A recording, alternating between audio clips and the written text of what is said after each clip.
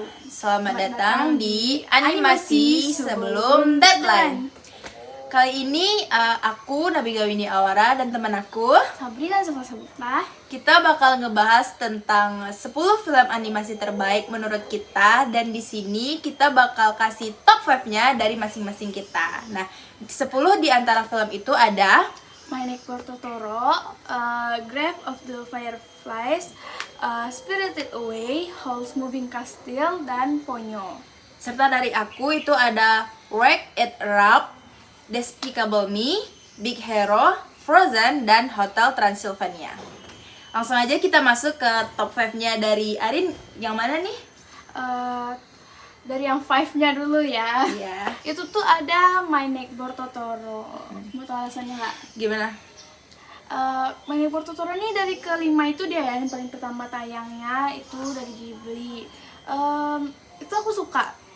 Dari sebanyak itu film Ghibli aku ngambil 5 yang akan kita kasih top 5, dan yang kelima itu ada My Neighbor Totoro karena untuk grafiknya itu masih bagusan yang empat temennya empat temennya ya, itu aku suka sama alurnya.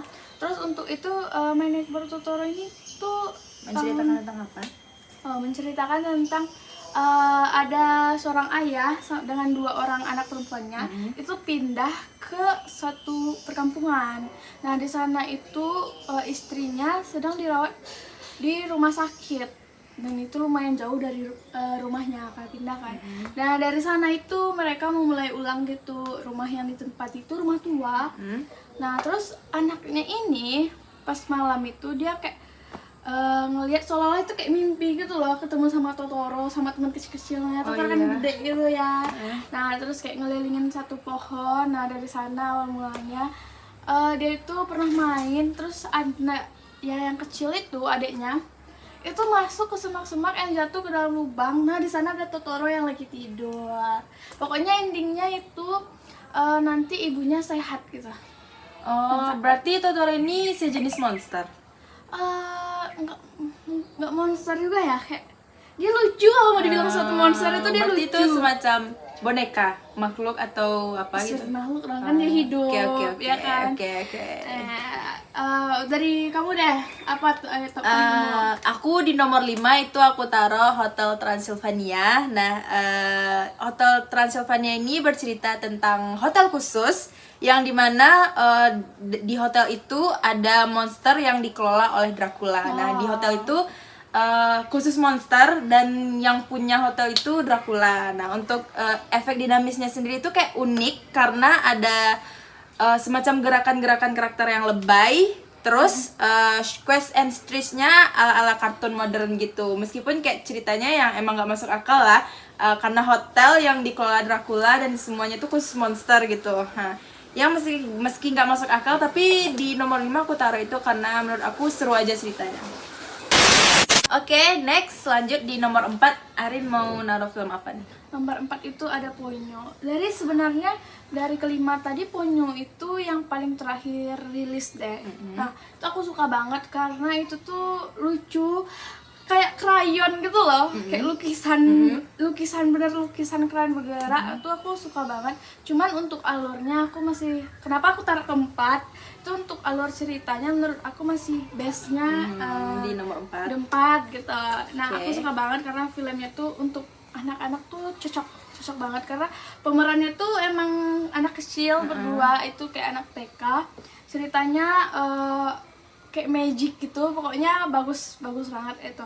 Aku suka dari Ponyo itu juga efek animasinya itu dominan, kayak bergaya lukisan tangan yang aku bilang tadi, kayak lukisan krayon gitu loh. Terus kayak artistik banget. Pokoknya itu untuk segi grafik aku paling suka awalnya tuh Ponyo, cuman di segi alur dia di 4 sih. Oke. Kalau boleh tahu Ponyo itu apa ya? Ponyo itu nama dia itu ikan. Tapi kalau dia menghisap darah manusia, dia bisa jadi manusia. Jadi bapaknya itu manusia. Menikah sama ibunya mungkin Dewi Laut, aku nggak tahu. Pokoknya ibunya itu sesuatu yang magic gitu loh. Paham. Dan bapaknya itu nggak suka sama manusia karena manusia itu mengotori laut. Nah gitu. Jadi Ponyo ini bisa berubah jadi manusia itu karena dia itu ngancurin apalah itu bapaknya. Bapaknya itu kayak penyihir gitu lah. Ngancurin ekosistem laut. Bukan, dia kayak penyihir gitu loh. Ada tabung-tabung yang isinya, dia kan berkaitan sama magic. Dia kan manusia, tapi dia bisa karena istrinya itu mungkin Dewi atau apa gitu, jadi gitu deh. Buat kamu yang 4 apa nih? Di posisi 4. Di posisi 4 buat aku nih ya, aku taruh ada film Big Hero. Oh, Big Hero ya. Big Hero. Aku pernah nonton tapi aku lupa alurnya karena terakhir aku nonton itu waktu aku SD deh. Kenapa aku taruh Big Hero di nomor 4? Karena alur ceritanya lah. Alur ceritanya ini kan tentang Hero dan Baymax yang ini dirancang oleh kakaknya. Kalau dari alur ceritanya itu, jadi ada 2 saudara, abangnya ini meninggal. Nah, dia kayak ninggalin semacam teknologi gitu, kayak di robot tapi bernuansa teknologi. Nah, itu yang jadinya itu Baymax namanya. Baymax itu yang Big Hero yang putih.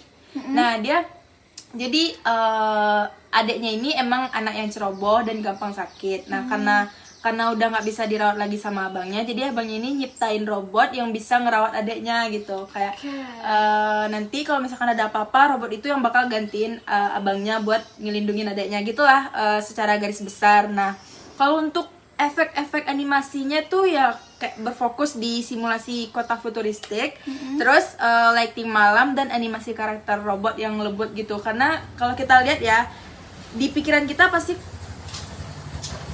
bisa mangkatnya. Oke, kok dikat sana. Ulang Kayak kali. Mana tadi kamu di pikiran kita. Kayak nih gitu sih kona. Nah, kalau di pikiran kita ya, kalau ngelihat tentang robot, pasti langsung kebayang itu bentuk dari baja, dari besi, ya kan. Robot itu kayak kotak-kotak apa segala macam. Nah, kalau di Big Hero ini beda, robot itu kayak boneka lembut loh, boneka putih yang empuk. Dan itu nggak ada sama sekali bentuk-bentuk robot kotak-kotaknya. Keras kan, Iya, robot keras. Gitu. Aku ngeliatnya kayak balon. Nah, dia pintar ya kayak gitu kalau di Big Hero. Nah, aku naruhnya di posisi 4 di Big Hero itu. Oke, next lanjut ke posisi 3. Nah, ini udah masuk top 3 ya. Di posisi ketiga, Arin naruh film apa? Posisi ketiga itu ada Grave of the Fireflies gitu loh. Nah,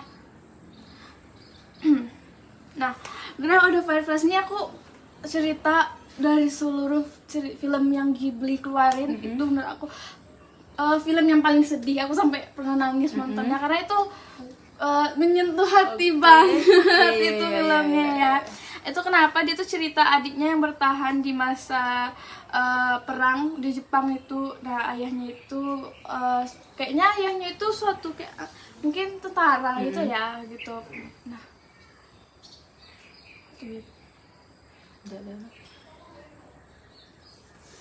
Tentara. Jadi ayahnya tuh kayak seorang tentara gitu. Nah, meninggal.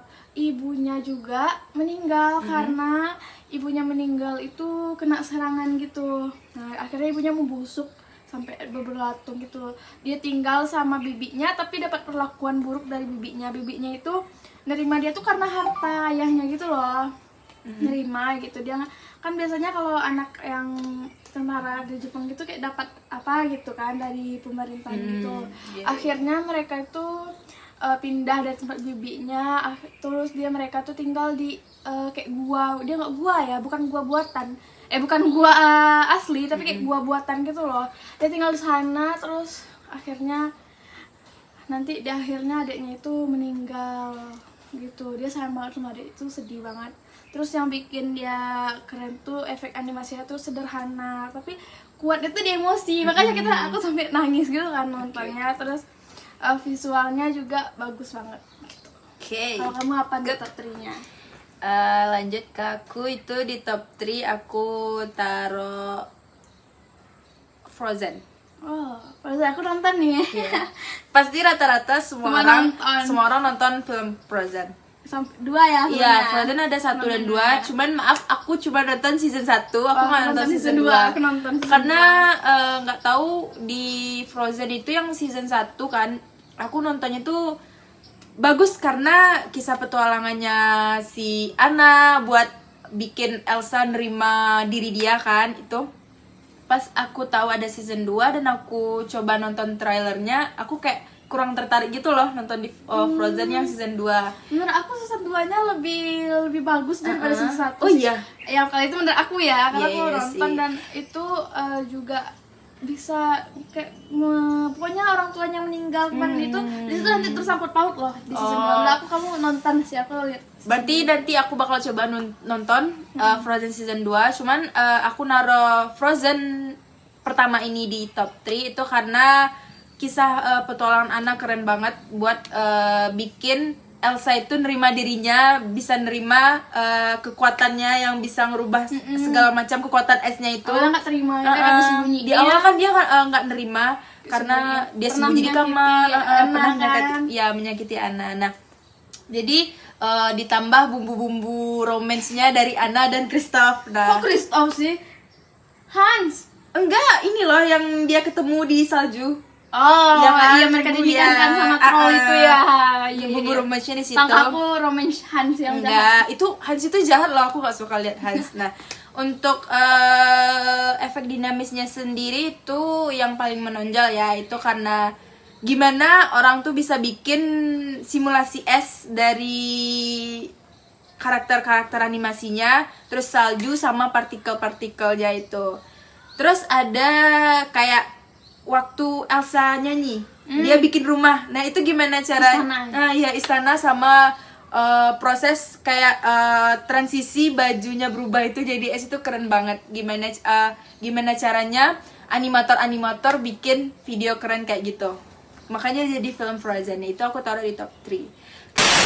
Oke, next kita lanjut ke nomor 2. Nomor 2 Arin mau naruh film apa? Nomor 2 itu apa tadi ya? Aku lupa nih film-filmnya. Oh, Spirited Away sih. Kenapa aku taruh top Nomor 2? Nomor 2 gitu. Sebenarnya Spirited Away ini bagus banget filmnya dan dia pernah dapat penghargaan juga loh. Waktu tahun berapa ya? Aku lupa. Pokoknya salah satu film the bestnya Ghibli yang dapat penghargaan. Itu bener-bener keren. Gimana seorang anak perempuan ini dia bisa masuk ke dimensi lain yang ketemu sama monster-monster, hantu-hantu, terus dia karena ibunya ya, karena salah satu kesalahan orang tuanya, jadi dia harus berjuang nyelamatin orang tuanya yang udah jadi babi. Nah, dia di situ ada bumbu-bumbu kisah cintanya juga. Jadi dia berjuang gimana caranya buat kembali ke dunia dia, terus membawa orang tuanya. Karena kalau dia nggak berhasil, dia ini orang tuanya bakalan tetap tinggal di sana dan jadi babi. Itu dia juga sama apa ya, nenek sihir juga gitu yang kembarannya. Dia di sana kerja di satu hotel, bukan hotel sih, pemandian. Dimana pemandian itu kayak tempat para arwah itu mandi. Nah, jadi di sana tuh juga ada manusia yang kerja. Kayaknya dia juga salah masuk dimensi gitu loh. Jadi dia udah kerja lama, cuman dia nggak bisa keluar. Nah, nanti dia yang ngebantuin si cewek ini gitu. Dan terus untuk efek animasinya sama desain dunia fantasinya, detail backgroundnya, dan transisi visualnya itu benar-benar halus. Itu benar-benar bagus banget. Dan aku kayak nggak heran sih, itu tuh emang harus dikasih penghargaan kemarin. Dan dia emang benar-benar dapat penghargaan. Itu filmnya benar-benar top, rekomendasi banget buat kalian mau nonton. Lanjut aku ya, nomor 2. Oke. Aku di nomor 2 aku taruh ini Despicable Me. Aku Yang nggak nonton. tahu, yang Aku nggak pasti tahu tahu. Despicable Me parah sih. Sampai 4 Parah udah sih. nonton. Iya. Jadi Despicable Me menceritakan tentang Gru. Kalian tahu Gru kan, itu bintang utama dari karakternya. Dia tuh awalnya seorang penjahat loh. Awalnya penjahat, terus berubah jadi sosok seorang ayah ketika bertemu dengan Tiga tiga bocil-bocil kematian, 3 bocah kematian kalau bahasa kitanya ya. Nah, setelah si Gru ini ketemu di panti, terus dia diadopsi karena kalau nggak salah kepaksa yang ngadopsi mereka bertiga. Dan makin lama perasaan seorang ayah makin tumbuh dan akhirnya mereka semua kayak emang family banget. Dan itu rekomen banget filmnya. emang sebagus itu karena itu menceritakan tentang keluarga, tentang kejahatan, terus gimana kita buat bisa nerima di fase kita harus kayak gini, di posisi ini kita harus kayak gini gitu. Pokoknya filmnya bagus banget dan ditambah ada karakter minionnya. Oh iya. Di sana ada minion-minion kecil yang itu kayak nambah bumbu-bumbu keseruan cerita mereka. Apalagi tingkah minionnya lucu-lucu gitu loh. Pokoknya Despicable Me itu seru banget, aku rekomen banget. Dan itu aku taruh di top 2. Dan untuk efek-efek animasinya sendiri itu ada kayak ekspresi karakternya itu dari Minion. Kalian lihat gimana cara animatornya itu bikin Minion-Minion itu banyak, terus berbagai ekspresi, berbagai karakter, terus berbagai tingkah komedinya, dan pokoknya rekomen banget dari Despicable Me. Oke? Pokoknya kalian harus nonton. Itu di top 2. Kita lanjut. Oke, ini yang kita tunggu-tunggu. Yes, ini yang paling kita Pasti tunggu, udah yang tahu paling kita juga nanti-nanti. Siapa Itu top one-nya, top siapa satunya. yang menduduki posisi pertama dari kita ya, ini pribadi kita, siapa yang menduduki posisi pertama film animasi di Indonesia. Itu bagi kita ya guys Yes. ya. Langsung aja Arin, nomor 1 itu ada film Ini aku ada Howl's Moving Castle. Wah, tepuk tangan dulu dong. film apa tuh? Tentang apa tuh? Ini ceritanya bagus banget. Sebenarnya ya dibandingkan Spirited Away itu aku lebih suka itu alurnya yang Spirited Away ini. Cuman kenapa aku suka Howl's Moving Castle? Bukan alur ceritanya ya, maksud aku tuh grafiknya. Aku tuh suka banget tuh karena di Spirited Away ini dia berwarna-warni gitu loh, warnanya masuk, meskipun warna-warni dia masuk gitu. Nah, kenapa Howl's Moving Castle ini aku jadikan top 1 itu karena aku suka banget sama alurnya. Dia nggak kalah bagus sih dari semuanya bagus, cuman alurnya aku paling suka itu karena grafiknya, terus juga karena efek animasi mekanisme kastilnya itu, efek asap api dan movementnya itu kompleks gitu. Dia kan kastilnya berjalan. Jadi Howl's Moving Castle ini ceritain apa, ayo? Kalau kastil-kastil ini kamu pikirnya itu cerita apa gitu? Mungkin ceritain tentang Putri gitu? putri, No. kerajaan. Nah, jadi Howl's Moving Castle ini menceritakan seorang gadis yang kena kutukan penyihir, yang bekerja di toko topi. Jadi itu dikutuk menjadi tua. Nah, sedangkan Howl's ini nama cowoknya ya. Dia itu aku juga lupa ingat. Kalau nggak salah aku dia itu menangkap itu loh. Dia kerja tapi dia kabur gitu karena itu emang ada kayak kerajaan. Oke, jadi dia itu menceritakan seorang perempuan yang namanya Sophie. Dia itu dikutuk sama penyihir jadi tua. Dia kan kerja di toko topi, cantik, dikutuk jadi tua. Akhirnya dia melarikan diri. Terus dia ketemu sama kastilnya si Howl's ini. Kastil Howl's itu yang berjalan. Kamu pasti ada lihat dong trailernya yang kastil berjalan di bukit itu. Oke. Yang ada asapnya. Pernah nggak ngeliat? Kayaknya pernah tapi udah lupa. Tuh, pokoknya dia kastilnya berjalan. Kastilnya itu nggak kayak kastil pada umumnya. Kastil pada umumnya kayak kerajaan gitu. Dia bukan, dia nggak kayak gitu kastilnya. Nah, Howl's ini juga seorang penyihir.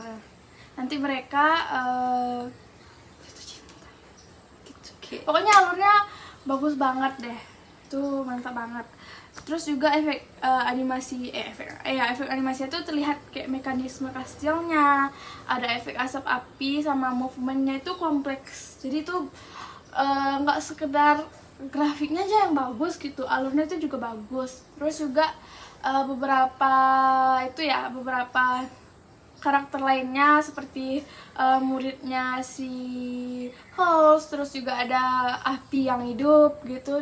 Karena di kastilnya itu ada api, nah api itu bisa hidup gitu. Nah kastilnya itu bisa berubah gitu loh. Pas buka pintu kita tiba-tiba udah di Bukit Gunung nih gitu. Pas dibuka pintunya lagi tiba-tiba kita udah di sebuah kota Kayak gitu. pintu ajaib Doraemon. Nah mirip itu, benar kali, mirip gitu. Terus juga kastilnya itu kalau misalnya kita buka di perkotaan dia bisa nyamar jadi bangunan gitu loh. Padahal dia sebenarnya kastil di dunia ini lagi jalan-jalan kastilnya gitu. Bikin tertarik ya buat nonton. Harus nonton dong karena ini top 1 aku. Kalian harus nonton sih menurut aku karena itu bagus. Oke. Kalau kamu apa nih top 1? Kita tunggu-tunggu dari top 1-nya dia. Oke, next di paling teratas aku milih film Wreck It Ralph. Susah ya bacanya karena tulisannya tuh kayak emang susah gitu. Wreck It Ralph. Mungkin beberapa dari kalian nggak tahu ya itu filmnya tentang apa, tapi ini recommended banget karena ini ceritanya tuh tentang gadis kecil. Itu gadis kecil yang diasingkan. Tapi kayak cerita itu di dalam dunia game. Kalian udah pernah tahu ini nggak? Mario Bros. Nah, Mario Bros itu Aku tahu. kayak memperbaiki gedung. Nah, di situ kan ada lawan mainnya. Nggak lawan sih, kayak partner mainnya itu yang hancurin gedung. Jadi itu ada sebuah game. Itu ceritanya di sebuah time zone. Nah, di time zone ini siapa ya namanya itu? Ralph. Si Ralph ini yang ngancurin gedung ini kayak nggak diterima lagi di game itu. Jadi dia kayak berpikir buat coba ke game lain.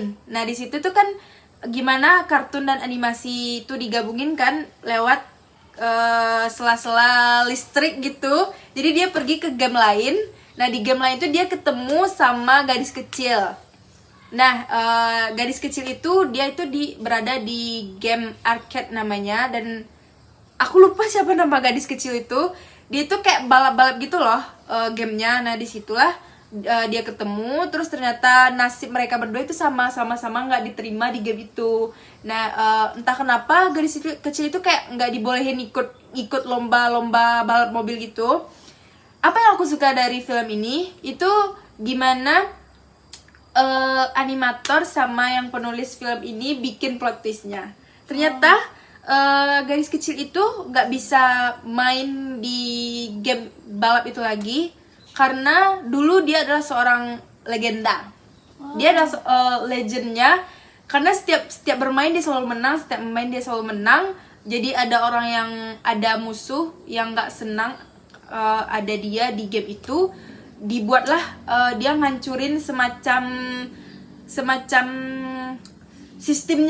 sistem dari gadis kecil itu. Kan ini di dalam dunia game, berarti semuanya itu pakai sistem dong. Nah, dia kayak ngancurin sistemnya. Jadi setiap kali gadis kecil ini ikut main balap-balap, dia langsung hilang gitu, nggak diterima gitu di game. Nah, itu sih ceritanya. Kalau kalian kayak gak paham sama penjelasan aku, kalian harus nonton filmnya, yaitu Wreck It Ralph. Kalian harus nonton banget karena itu seru banget. Aku nonton dari kecil. Mungkin kalau misalkan aku nonton sekarang, aku masih kayak wah gitu loh nonton filmnya. Nah, untuk efek animasinya sendiri itu kayak ada, ya seperti yang aku bilang tadi, itu di visualnya tuh dari dunia game. Terus banyak banget campuran warna. Di situ ada warna-warni, candy, semuanya warna-warni. Film itu nuansanya warna-warni banget, ceria banget. Padahal bisa dibilang kalau alurnya itu alur sedih, penuh perjuangan, kayak nggak diterima gitu ah. Tapi warnanya itu warna keren-keren lah pokoknya. Ya, untuk rekomendasi dari kita ya, nomor 1 itu aku ada Wreck It Ralph ya. Semoga kalian bisa suka sama film itu. Dan untuk di situ juga ada pixel efeknya sama perbedaan style di tiap game. Nah, itu yang aku bilang tadi, di tiap gamenya itu ada berbagai style. Oke. Semoga. Aku pernah nonton tapi aku benar-benar lupa karena itu udah lama banget ya. Itu aku nggak rewatch juga. Jadi cuman emang aku ingatnya itu dia di suatu Dunia games yang banyak permainannya. Aku ingatnya itu, cuman aku nggak ingat alurnya sama sekali. Kayaknya kita rewatch deh gitu. Kalian harus rewatch banget. Untuk Moving Castle jangan lupa, itu top 5 itu udah aku pilih 5 itu. Aku ngambil dari Ghibli semuanya, sengaja aku ambil karena aku sesuka itu. Aku bukannya sepecinta anime gitu ya, cuman aku pernah nonton anime tapi itu dari Ghibli gitu. Yang selebihnya aku kurang nggak nonton gitu. Karena aku pilih Ghibli tuh filmnya tuh kayak tenang gitu loh. Kita pembawaan nontonnya tuh dia nggak Rumit. Bukan serumit itu, kayak kita nggak ke-trigger itu buat takut ini bentar ini gampang gitu kayak nggak gitu juga. Dia santai filmnya menurut aku, buat kalian yang mau mungkin me time, mau nonton yang calm gitu, yang santai, itu Ghibli film-filmnya bagus. Kalau dari aku mungkin karena aku jarang nonton film animasi ya, padahal prodi kita animasi, tapi kalau dari aku emang jarang nonton film animasi. Dan tadi yang aku sebutin itu adalah beberapa film yang pernah aku nonton sebelum aku kuliah. Itu kayak waktu masih kecil aku nonton film kartun, yaitu ketemu film-film yang kayak gitu. Dan mungkin sampai di sini podcast kita, dan itu adalah 10 dari film-film yang kita kasih rekomendasi buat kalian. Itu ada top 5 dari aku dan top 5 dari Arin. Terima kasih, thank you for watching. Semoga kalian suka dan sampai ketemu lagi di animasi. Video besoknya lagi. Oh iya, video besok Kalau lagi. ada podcast kita di salah sih. Sampai ketemu lagi di Di podcast kita Animasi sebelum deadline. Bye bye.